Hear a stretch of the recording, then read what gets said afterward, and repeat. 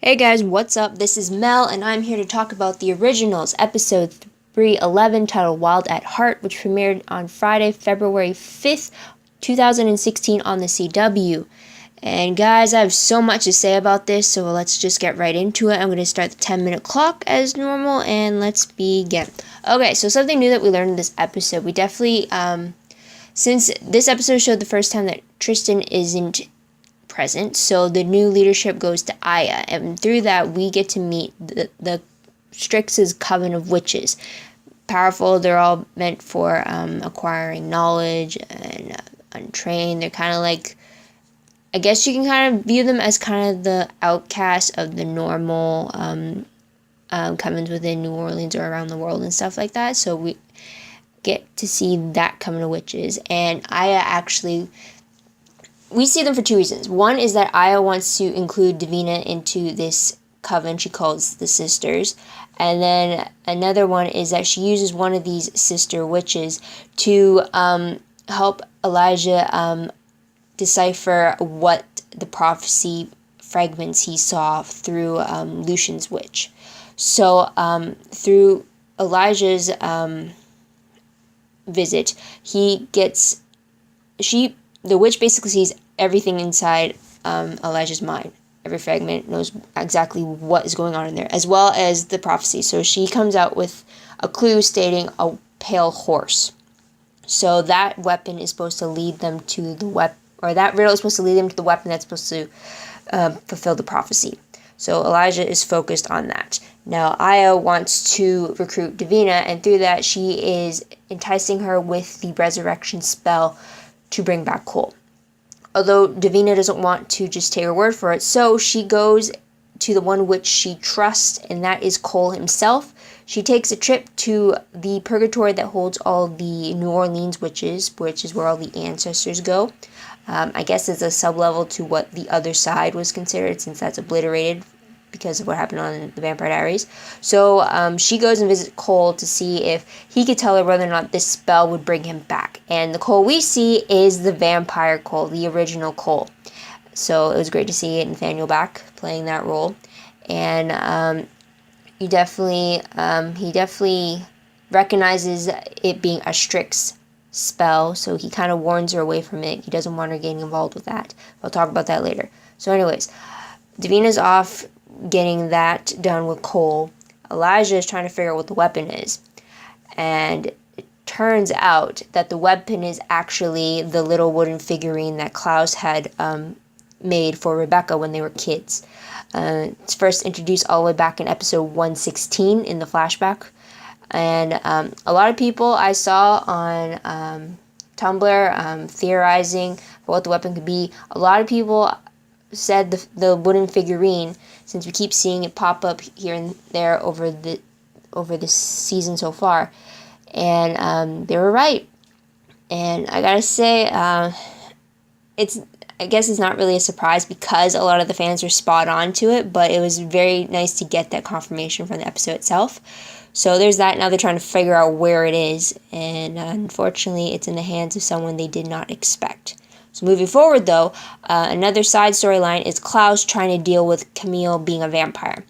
And he knows that she is not herself. She is up and down, she's left and right, she's just all over the place.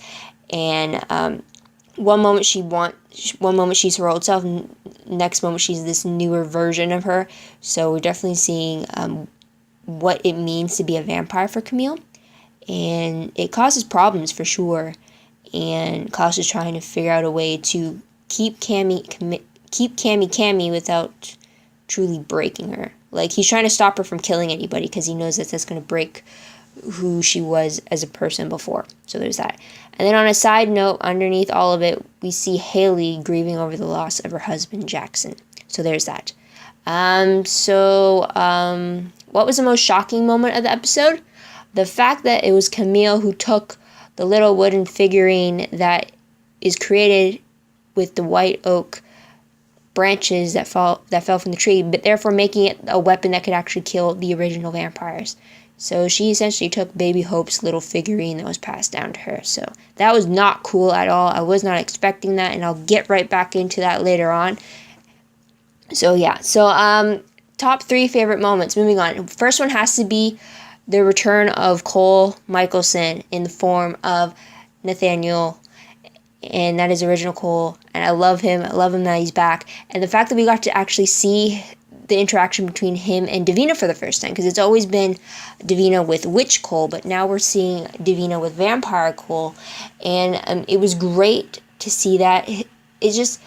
It amazes me to see, it's like, yes, we still saw the Cole who slowly fell in love with Davina and everything, but that was in the Witch Cole, and I don't know, I guess it was more apparent when we're actually seeing the original Cole having that kind of changed behavior within him. Like, you see him hugging her, being smitten by her, relieved that she's hearing it, terrified that she's going to get hurt by being here for him.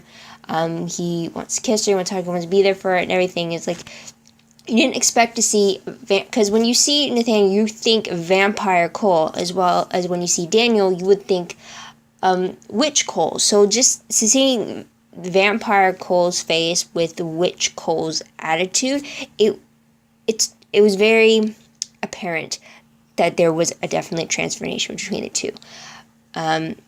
But yeah, they did bring up the fact that Davina fell in love with the witch face first, and before, since this is the first time she's actually seeing the vampire face version of Cole.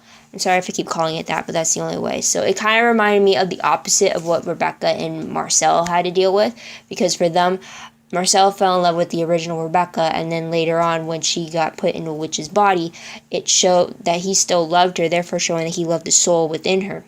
So there's that. In this case, for Davina and Cole, it's the opposite. Davina fell for Cole in his witch body, so then when she sees him for the first time and in his original body, he has reservations over the fact on whether she only liked the witch face and not his personality or his soul. And here she confirms for him that it is him that she fell in love with, not the face, the soul within. So it was great to see 2 different versions of that. So I really like that. Another favorite moment has to be Davina and Josh. It was great to see both characters, especially not only in an episode, but in scenes together, because we haven't seen them in a very long time. And it was great to see that friendship between them, and how Josh is there to back Davina up, and he wants to be there for her. So I really liked that, and I missed it, so it was great to see that again. Another favorite moment has to be the ending moment between Elijah and Haley. It's after everything that happened, and it's when Haley's actually allows herself to grieve over Jackson. Elijah just comes in and he just sits with her. He listens to what she has to say, and one reason why it's my favorite is because I don't think Elijah would ever get on the floor with his suit still on for anyone other than Haley or whoever he loves. Because I don't think we've ever seen Elijah in this situation. Yeah, sure, he's always undressed a bit before he got down and dirty with certain things, but he didn't hesitate. He went down to Haley's level, got comfortable, and he listened to what she had to say and how she was processing the death of her husband. And I really like that he was just there to listen.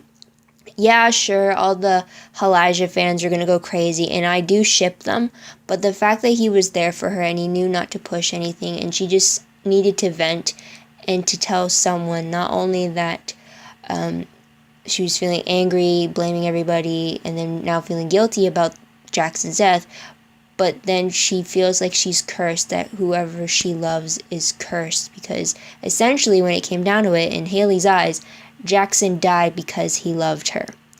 So I really like that she was able to open up in this sense, because she definitely needed it for sure.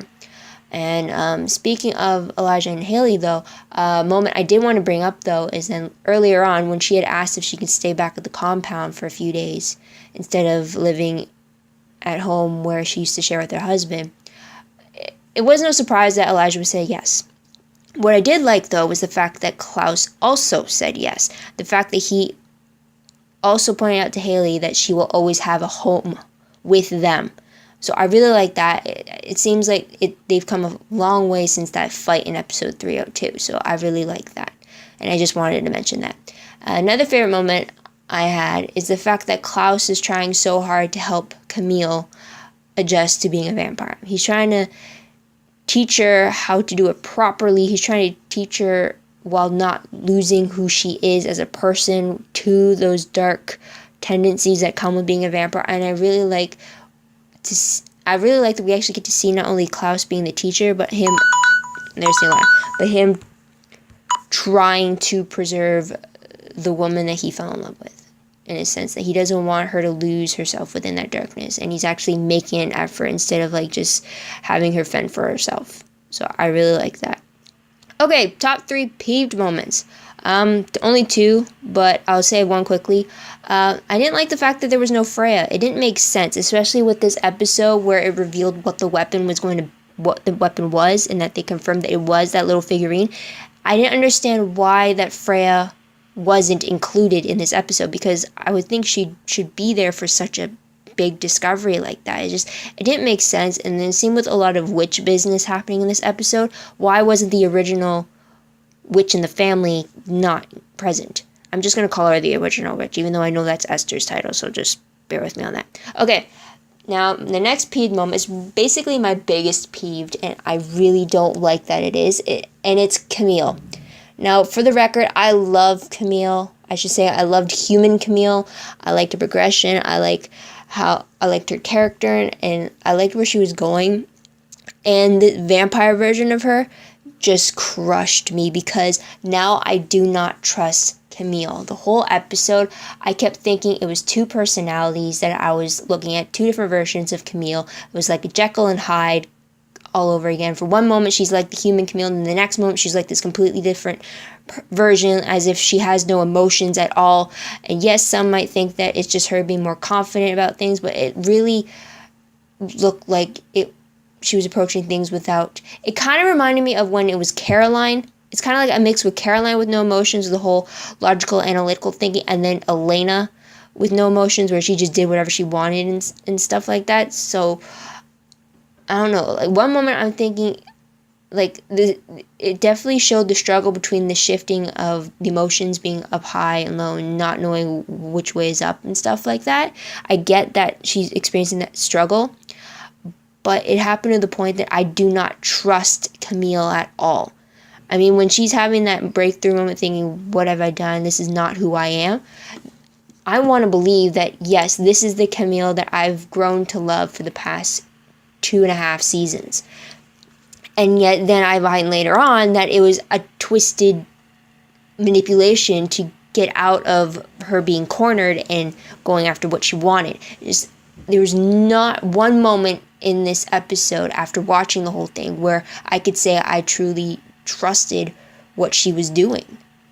And like the move, it's just, I don't know. And then, so another thing I didn't like about Camille in this episode, not only was the fact that the Jekyll Hyde attitude and everything, which made me not trust her because I didn't know which version of her to trust.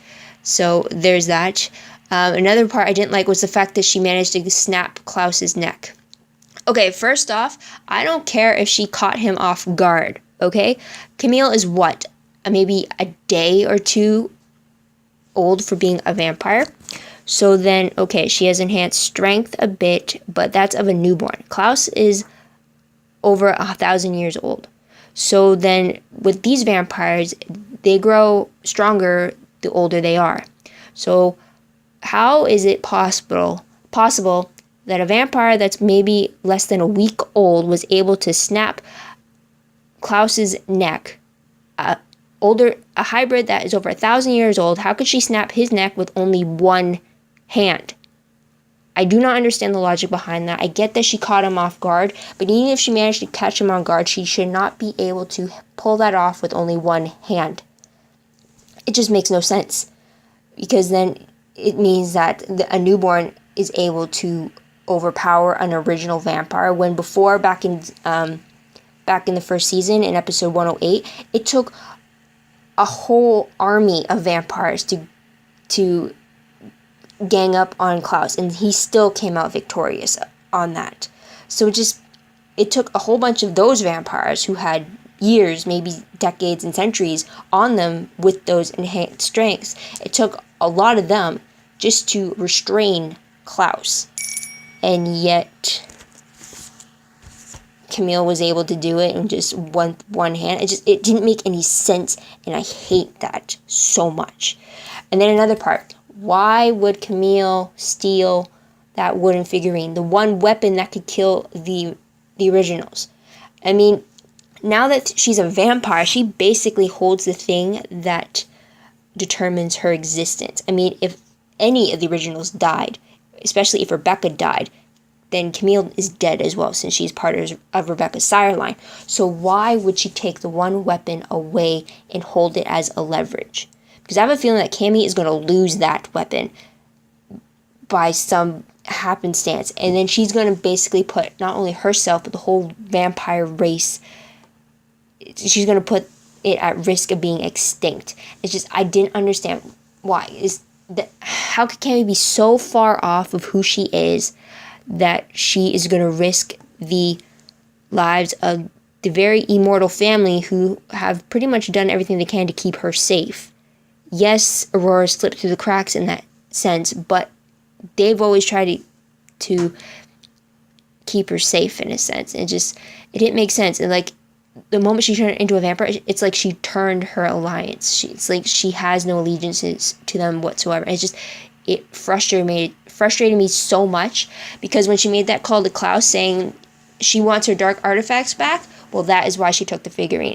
It sounded like she was some kid who was throwing a temper tantrum, and that she took something because something was stolen from her. Like, okay, you took this from me, I'm going to take this from you until you give me back what you took from me. It really frustrates me so much how much, I don't even know, I can't even, yeah, I'm just going to stop it there. You can very much tell that I did not like Cammy in this episode, and I'm usually a Cammy fan. So, yeah, no. Okay, moving on. What moment will I remember most as I look back? The fact that the weapon was revealed in this episode. So, I would say that for sure. And the fact that we got to see Cole again. Covina, for sure. Love it. Okay, random questions. First one. If Cole is resurrected, does that change the prophecy made against his siblings? I hope not. But if he is resurrected and it doesn't affect the prophecy, I hope his resurrection could help them defeat the prophecy. Next question. Why exactly is Cole in this witch purgatory when he is still technically a vampire? I don't understand that. Even the whole idea of this other witch purgatory, it doesn't make sense when they had already established that the other side was the purgatory in the Vampire Originals universe. So there's that confusion there. Next question. When Davina was banished, when she's banished, I thought that meant she had no access to magic, and yet she's been seen using it in this episode. So if anyone has a clarification about that, let me know. She did say that she was shunned, but isn't that the same as her being banished? It's just, I don't know, let me know, because I really want to know what that whole thing is all about. Maybe I have to go watch episode 7 again to figure out that whole banishment thing that they were saying, so I don't know. Another question. Did Camille seem like two different people to you? I went about that whole rant just moments ago, but let me know in the comments below if you thought she seemed like two different people. And which version did you like better? I mean, I'm all for the confident female and everything, but if it comes to the fact of it being a reasonable confident from where you first started off at to being ridiculously unrealistic confident compared to where you had started off from in the short amount of time. I'm just saying, so just let me know. Last question. Where in the hell is Lucian? I mean, we haven't seen him since 308 when he went to comfort Aurora after Klaus kind of dumped her horribly. And yet he has been mentioned on and off, and his apartment was shown today empty. So where is he? I liked Lucian. He brought a certain sass to this story, and now I don't have him. So where is he? And yeah, so let's move on to predictions. Based off of the promo for episode 312, it looks like everyone is trying to find the weapon, aka Rebecca's little wooden figurine that now is supposed to be Hope's. It also looks like Elijah wants to try to gain control of the Strix again, the group he originally started way back when. And it looks like Aya is going to be demanding a few things from Davina. One thing being the location of the weapon. So there's that. But according to the synopsis for the episode, it seems like all the points were covered in the promo, so that's pretty good. Now, predictions based off the prophecy itself. Here is what I think is going to be the final tally based off of what we saw today. So, if the family is covered, then that would be Rebecca falling because of Elijah daggering her. Now, for friend, based off of this episode, it looks like Klaus is going to fall because of Camille, since she stole the weapon that would be used against him. Now, for foe, it's pretty sure it's going to be Elijah falling because of someone from the Strix, probably Aya. But for foe, it could be anybody really, but it would have to be Elijah falling by foe. So that's my prediction for it. Maybe I should include that kind of prediction every episode to see if it stays the same or not. Next prediction is that Marcel and Josh are going to team up and find a way to get Davina away from the Strix.